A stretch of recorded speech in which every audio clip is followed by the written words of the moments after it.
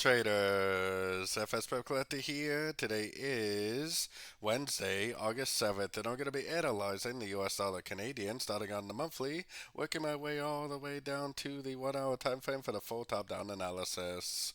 So on the US dollar CAD, I personally still think it's going to go down and finish off this wave B. I still think this is an A. I still think this is three waves up for a B, and I still think that it needs to go down for a wave C of the bigger wave B. So let's take it down to the weekly time frame. On the weekly time frame, I'm definitely still looking at this as five waves down. I think it's a wave A of B. I think this is an A, B, C right here, which is a B of B. And I think we are now already starting a new downtrend, which is likely going to be a wave C of wave B. So let's take it right down to the daily time frame.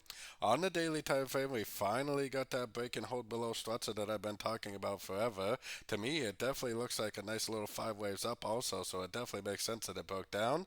If this really is the end of a trend, which it looks like it is, then it's probably the end of a wave C, and it's also probably the beginning of a downtrend, which should start a series of lower lows and lower highs, which is great news for us because we should better get in on pullbacks on shorter time frames.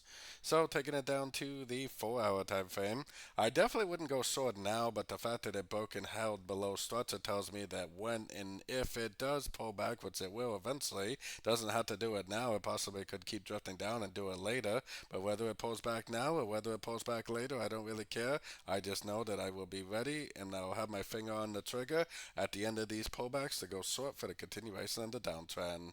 So taking it right down to the 1 hour time frame, like I said, I definitely wouldn't try to short it now. In order for me to go short, I would have to see a pullback. I would be looking to go short like right there.